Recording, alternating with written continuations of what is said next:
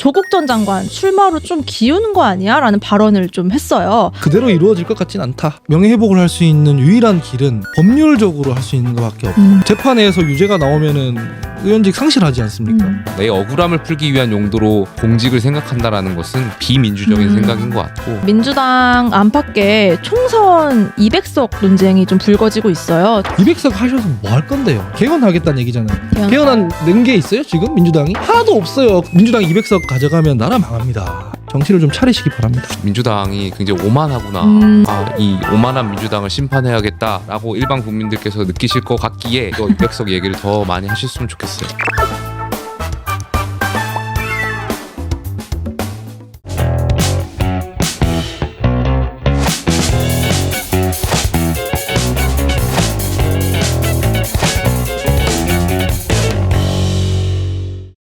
조국 전 장관 출마 뭐 안 한다 얘기가 많았고, 본인도 이제 처음에 좀 선을 긋는 듯한 태도를 취하다가 어제였죠. 출마로 좀 기우는 거 아니야? 라는 발언을 좀 했어요. 재판을 통해서 소명이 제대로 안 되면 비법률적인 방법으로 명예회복에 나서겠다라는 얘기였는데요. 조국 전 장관의 미래 어떻게 예견하시는지 좀 구체적으로 얘기를 해주시면 제가 일단 좀 정정을 하자면 네. 민주당 이슈는 아니고 조국 장관 이슈. 당전까지. 왜냐면은 조국 전 장관께서 민주당 당원이 아니거든요. 네, 민주당 그렇죠. 소속이 아니라서 민주당 이슈는 사실 아니고 범민주당. 맞네요. 네, 그런 범민주당 얘기. 조국 전 장관 이슈인 건데 네, 네. 저는 이 발언이 사실 이해가 잘 안 돼요. 논리적으로. 이분이 명예회복을 할 수 있는 유일한 길은 법률적으로 할 수 있는 것밖에 없어요. 법률적으로 하고 나서 그 재판 결과에 따라 뭐 잘못됐다고 판결이 나오면 성찰적 자세를 보여주고 다른 어떤 행보를 하는 것이거나 아니면은 법률적으로 이게 억울하다고 판결이 되면 뭐 명예회복이 되겠죠. 네. 근데 정치에서 팬덤의 힘을 그 위시에서 그 흐름에 올라타 가지고 국회의원이 된다 한들 재판에서 유죄가 나오면은 의원직 상실하지 않습니까? 그래서 이게 앞뒤가 맞는 얘기인가라는 생각이 좀 들었습니다. 조국 전 장관은 네, 민주당 당원이 아니기 때문에 뭐 민주당에 딱 맞는 이슈라고 할 수는 없지만 상식적으로 보는 게 상식적이겠죠. 그러니까 조국 전 장관에 대한 본인은 억울하다라고 얘기하시지만 일반 국민의 입장에서 봤을 때는 이것도 마찬가지예요.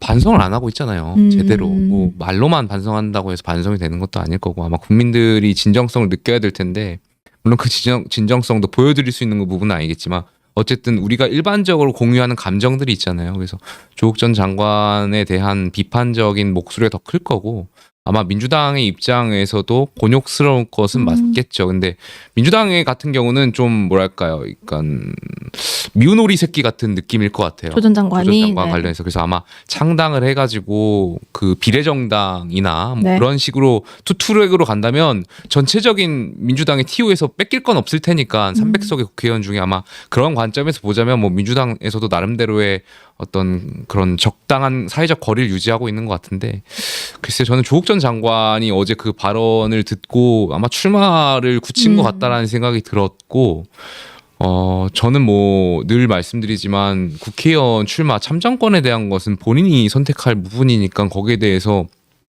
본인이 적당히 잘 판단하시면 된다라고 생각하지만 이 개인의 본인 판단에 의한 그런 억울함을 국회의원이라는 공직을 통해 가지고 푸는 정도로 생각하면서 출마한다? 그거는 우리가 이 공화국이라는 민주공화정의 시민으로서의 적절한 생각은 아닌 것 같아요. 내 억울함을 풀기 위한 용도로 공직을 생각한다라는 것은 굉장히 좀 글쎄요, 좀 비민주적인 생각인 것 같고 그래서 안 하는 게 맞다라고 생각하는데 어디까지나 뭐 조 전 장관의 판단의 영역이겠죠. 좋은 포인트네요. 그러니까 뭐 정치하고 싶으면은 내가 국민을 위해 뭐 이런 걸 하겠습니다 해야 되는 거지. 말이라도 내 명예 회복하기 위해 정치 출마. 정치하겠다. 이건 좀 이상한 얘기 같아요. 조국 전 장관이 혹 신당을 창당을 하게 되면 여기에 이제 이른바 뭐 조추송이라고 할까요? 조승추라 할까요? 송영길 전 대표, 뭐 추미애 전 장관 이렇게 같이 할 수도 있다. 뭐 이런 얘기도 일각에서 나오던데요. 그렇게 이제 꾸려질 경우에는 민주당 지지자들 중에 상당 부분이 좀 빠져나가서 그분들을 지지할 가능성도 있을까요? 그러면 안 될 것 같아요. 송영길 대표 같은 경우에는 불출마 선언 이미 했어요. 대표 시절에. 그렇기 때문에 다시 그거를 뒤집고 출마하겠다는 것은 저는 적절치 않다고 생각을 해요. 추미애 전 장관 같은 경우에는 민주당에서 공천받으려고 하겠죠. 굳이 뭐 나가서 조국 장관이랑 하려고 하진 않을 것 같아요. 그래서 그거는 호사가들이 하는 얘기인 것 같은데 네. 딱히 그대로 이루어질 것 같진 않다라고 말씀드립니다. 근데 이게 제가 아까 우리 당 입장에서 말한 신박, 그러니까 영남권 정당하고 비슷한 내용인데, 그러니까 조송추라고 하는 분들이 이른바 뭐 창당에서 선거를 출마해서 의석이 된다고 하더라도 사실 민주당 입장에서는 그러니까 표가 뺏기는 게 아니잖아요. 결과적으로 나중에 합당의 가능성도 있는 거고 300석의 민주당의 어떤 TO에서 뺏기는 것이 아니기 때문에 그러니까 또 이 조성추가 사실 보수 유권자의 표를 가져갈 것도 아니고 네. 그렇기 때문에 저는 뭐 민주당 입장에서는 좀 지켜볼 사회적 거리 적당히 두면서 거리 두면서 볼 문제라고 생각해요. 그런 상황에서 민주당 안팎에 총선 200석 논쟁이 좀 불거지고 있어요. 총선에서 민주당이 뭐 200석을 자신하는 거야라고 뭐 해석이 되면서 뭐 당내에서도 뭐 박용진 의원을 비롯해서 이거 매맞을 소리를 하고 있다라면서 뭐 비판을 하고 있고요. 이재명 대표도 좀 낮은 자세를 유지하라라고 당에 이제 경계를 했는데요. 이게 또 오해라는 말도 있고 또 어떻게 해석을 해야 될까요? 이 부분은? 글쎄요. 조선일보에서 이렇게 얘기를 해서 좀 불거진 것 같은데 이탄희 의원께서 이제 민주당 200석이 아니라 네. 선거제도 개혁을 통해서 뭐 소수 정당까지 포함한 연합 200석이 필요하다 이런 얘기를 했는데 저는 그거는 뭐 그렇게 틀린 말 아니라고 생각을 하고 누군가가 민주당 단독 총선 200석을 논하고 있다면 정신을 좀 차릴 필요가 있다라는 생각이 드는 게 200석 하셔서 뭐 할 건데요? 아니 뭘 하고 싶어서 200석을 대통령 거부권을 네. 아니 막을 지금 수 무슨 있다? 내가 권력을 획득하면 그 권력으로 이런 걸 추진해 보겠습니다가 있고 200석을 달라고 하든지 말든지 해야지. 이를테면 200석은 개헌하겠다는 얘기잖아요. 개헌안 낸 게 있어요 지금 민주당이? 나는 지금 87년 체제의 이 헌법이 잘못됐으니 이런 구조로 바꾸겠습니다. 얘기한 게 있어요? 하나도 없어요. 그냥 자기들이 내는 법의 대통령 거부권 행사에 의해 번번이 가로막히니까 우리 200석 주십시오 이러고 있는 거 아닙니까? 그런 얘기하는 사람들은 네. 180석 있을 때도 일을 못했던 사람들이 이제 부족하니까 20석 더 얹어서 200석 달라고 하는 거 아니에요. 제가 봤을 때 아무리 우리 당이지만 민주당 200석 가져가면 나라 망합니다. 아유. 지금처럼 그냥 서로 힘겨루기를 하지만은 견제받아가지고 마음대로 못하는 구조에서 네.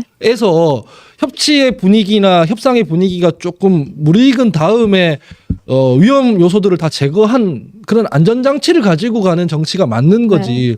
특정 정당이 마음대로 하려고 들면 나라 망합니다. 그러니까 당 내에서도 이런 얘기가 혹시라도 나온다면 정신을 좀 차리시기 바랍니다. 저는 좋아요. 그러니까 민주당이 네. 더 200석 뭐 우리 뭐 250석 가져가겠다 더 떠들어도 좋을 것 같아요. 전략적으로 국민들이 봤을 때 과거에 문재인 정권 시절에 그 이해찬 대표가 하셨나요? 그 누가 하셨는지 제가 지금 헷갈리는데 그 20년 장기 집권 플랜. 장기 집권 네. 플랜. 그 얘기 하시면서 아 민주당이 굉장히 오만하구나 이런 생각이 좀 들었기 때문에 이런 이야기를 딱 유권자들이 들는 순간 아 이 오만한 민주당을 심판해야겠다라고 일반 국민들께서 느끼실 것 같기에 저는 민주당이 더 많이 조금 더 얘기해달라. 조금 더 200석 얘기를 더 많이 하셨으면 좋겠어요. 이거 하려면은 네. 200석이 왜 필요한지도 같이 얘기했으면 좋겠어요. 그게 잘 안 들리죠. 우리가 뭘 하고 싶은데 의석이 모자라니 200석 주십시오도 같이 얘기하면 저 같은 사람은 들어보고 설득력이 있으면은 저도 같이 얘기할 수 있을 것 같은데 그냥 권력 달라는 거 아니에요. 현재로서는 그거 같아요. 윤석열 대통령이 네 국회에서 이제 3분의 2 권한을 가져가겠다. 법안이 이제 계속 이제 통과가 돼도 거부권을 행사하기 때문에 이 거부권을 행사를 원천적으로 차단하려면 이 3분의 2 의석을 차지해야 되기 때문에 아직까지는 민주당으로서는 200석의 이유가 그렇게밖에 좀 들리진 않고 있어요. 근데 이게 설득력이 택도 없는 얘기죠. 법안이 국민들의 지지를 받을 정도로 충분히 설득력 있게 노력을 하면 아무리 그 지금 의석이 200석에 못 미친다 하더라도 대통령 거부권 행사 쉽게 못해요. 어떤 법안의 찬성률이 80%까지 넘어간다. 60%다. 쉽게 반대 못하거든요. 그런 노력을 안 하고 자꾸 그 의회 내에서 권력작용으로 뭘 하려고 하니까 네. 이런 문제가 발생하는 거다. 그래서 정치의 본령으로 돌아가면은 해결이 될 문제인데 그걸 못하니까 지금 자꾸 쓸데없는 소리나 하고 있다라고 봅니다.